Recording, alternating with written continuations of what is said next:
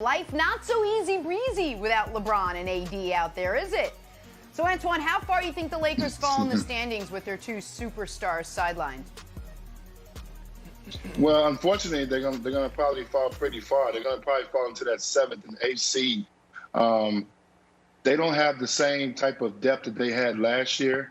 You don't have a Rajon Rondo, a guy who can create plays. And if you look at these 3 games that they've missed, they haven't had a guy really that can create plays and get shots for other guys. So they really struggle offensively.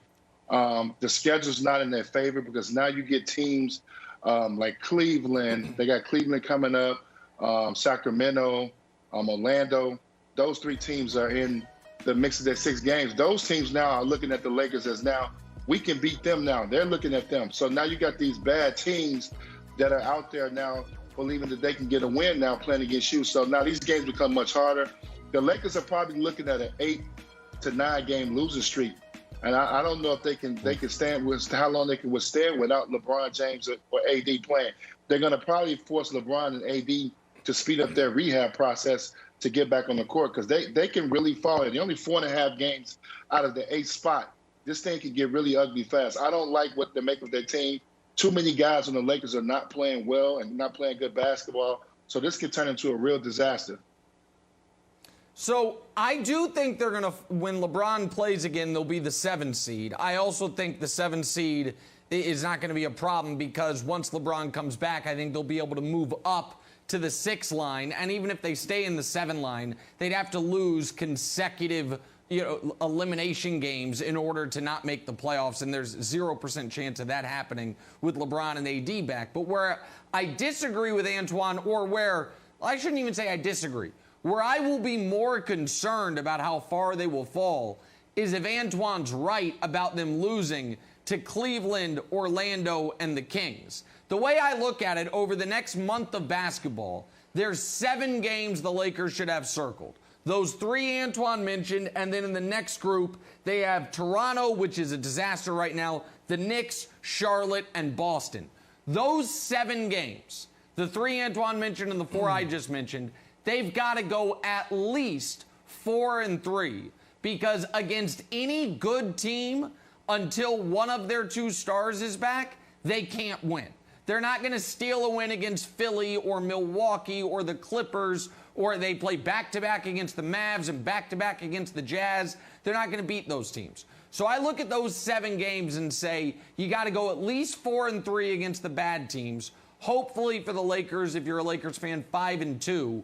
And then you're going to be right around the 6-7 line a month from now when LeBron's probably back. If Antoine's right, Brandon, and they lose to Cleveland, Orlando, and the Kings, then they absolutely could be in the 9 spot when LeBron comes back. Because if you lose to those teams, you can't really beat anybody. And I do think a lot of this is predicated, Brandon, on when Anthony Davis comes back, because I think we're going to see Anthony Davis before we see LeBron. Yeah. Antoine, you didn't curse on air, but you may well have, because you said something that I think we should beep out if you say it again. You said that the LeBron and AD and the Lakers should speed up their recovery.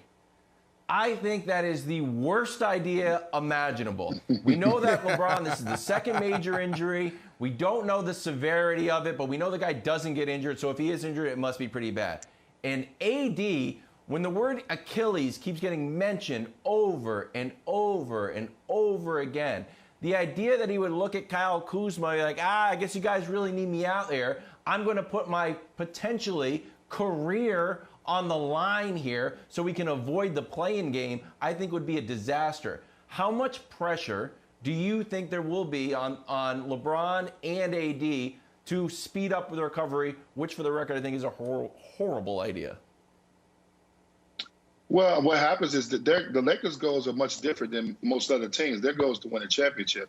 LeBron James is obviously Father Time, can catch up with everybody. I think sometimes we take that for granted.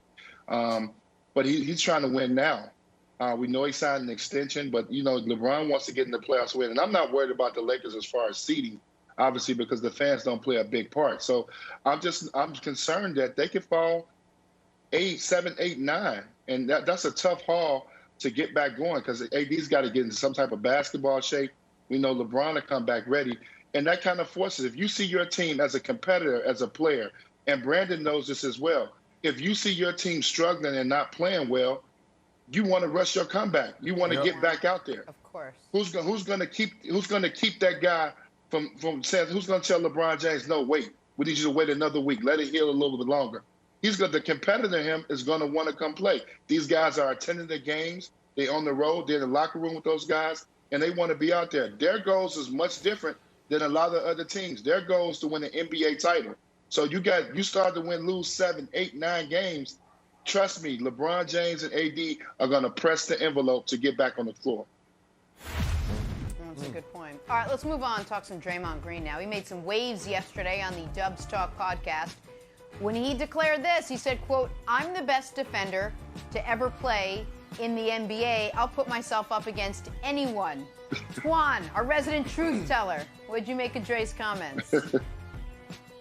I think it's nice that he thinks very highly of himself, but he's not the best defender to ever play the game. I've played with a couple of great defenders that are much better than him, that are lockdown defenders. When I think of the Gary Paytons, the Alonzo Mournings, then Dennis Rodman, Scottie Pippen, the Michael Jordan, Kobe Bryant, some of the best two-way players in the game.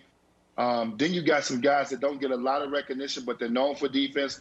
Bruce Bowen, Tony Allen. These guys are really defenders. Draymond Green's a great off-the-ball defender. He'll put his body in front of somebody, but he's never been known as a lockdown defender. Case in point, NBA Finals, when Golden State was on their run, that dynasty run, Andre Iguodala was guarding the best wing, not Draymond Green. He didn't guard LeBron James in the finals. He didn't take on that responsibility. When you're the best defender in the world, you guard a LeBron James. You don't let Andre Iguodala guard him. So that's obviously Golden State felt like Andre Iguodala was a better defender than Draymond Green. But I like the fact that he thinks highly of himself. You're supposed to. I think he's a very good defender, a good off-the-ball defender. When you talk about the best defender to ever play the game, it's probably 15 to 20 guys that the names that goes on that list as well. Okay, and by the way, Draymond's been snubbed. Draymond should have, forget first team all defense, Draymond should have 3 Defensive Player of the Year awards. The 2 years he finished second to Kawhi, he should have won those awards. And I understand Antoine's point that he's not a lockdown, what he's saying, one-on-one defender, but he was the linchpin reason the Warriors were the best defense in basketball year over year. But he's still wrong. So here's the deal. With respect to first team all defense selections, don't really care about it. The 3 greatest defensive players in NBA history, and this is an inarguable list. If anyone, I just want to make it clear, I'm about to give you 3 names. If anyone disagrees with it, they're wrong. This is not opinion. I gave you the top 4. No. I gave you the top 4. Brandon, Okay, with respect, none of those 4 made it. Respect. The 3 greatest defensive players ever are Bill Russell, Akeem Olajuwon, and Tim Duncan. Those are the 3 greatest defensive players ever. Now, I thought if you was going Draymond somewhere else. I wanted can to respect say, that. if Draymond wanted to say 6'8" and under category, over the last 40 years, Sidney Moncrief, Gary Payton, Dennis Rodman, Scottie Pippen, Kawhi Leonard, Draymond Green. That's not 1 through 6. That's chronological order. He is on that list, Wilds, of guys that aren't centers, because centers just can impact the game so much differently. So of the 6'8" and under category, he's in the room, but I would still take Dennis Rodman over the entire room in that category. So I don't think this is wild by Draymond. It just needed a few more qualifiers. Sure, but if we make it the 6'9" and under, can we include Ben Wallace? Because Ben Wallace is more like Draymond Green than, Hakeem Olajuwon. Sure. So I would add Ben Wallace if we make it 6'9", and it's a great thing, but Ben Wallace should be in the Hall of Fame, won 4 Defensive Player years. But still, good for Draymond controlling his narrative. Thanks for watching. Subscribe here to get the latest from the show. Also, be sure to check out more of the best clips from First Things First, or go watch a few segments from our other shows on FS1.